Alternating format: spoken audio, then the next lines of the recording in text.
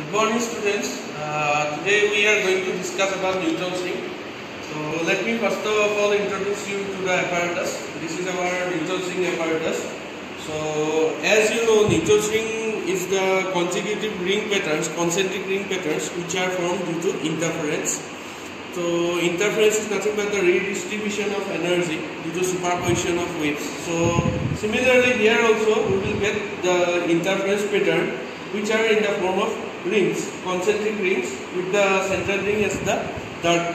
So as you can see, this is our source, that is the sodium vapor lamp. So here this is the light which we use for interference.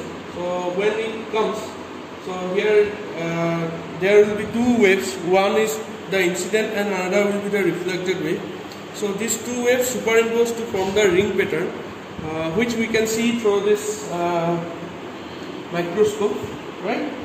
So here we will have the concentric ring patterns. Now as you can see, there are two adjustments. One is this one. This is the micrometer screw, and another is the horizontal movement. For horizontal movement, this is our vernier scale, right? So first of all we have to see this through this microscope tube, the ring patterns. It will be forming after some while. So first of all you have to wait for it to form, right?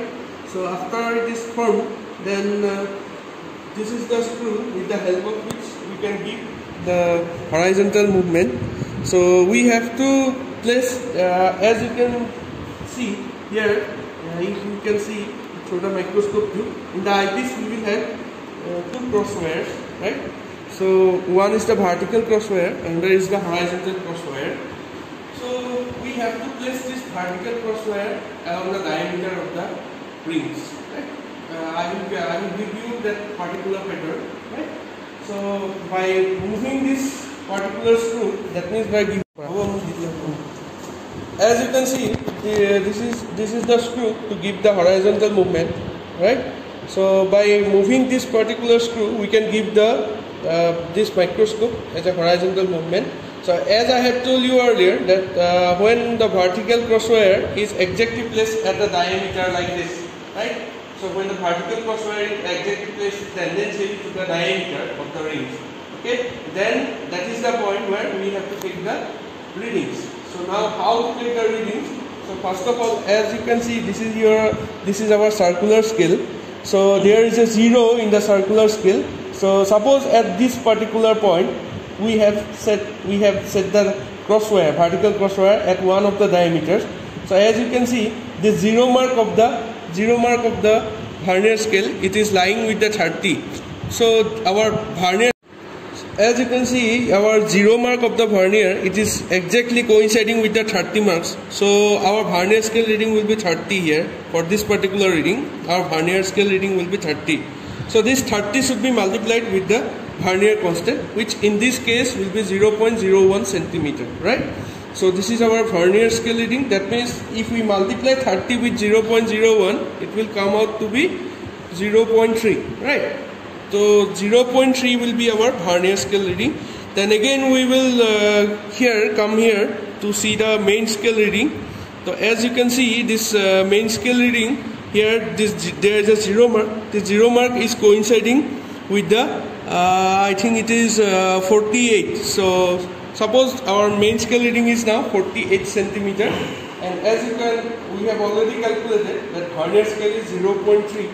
So 48 plus 0.3 will be 48.3 centimeter will be our diameter for that particular ring. So in this way, you have to place the vertical cross wire like this. First of all, you place here, then go in this side like this, up to the least visible ring. You have to place the diameter exactly at the.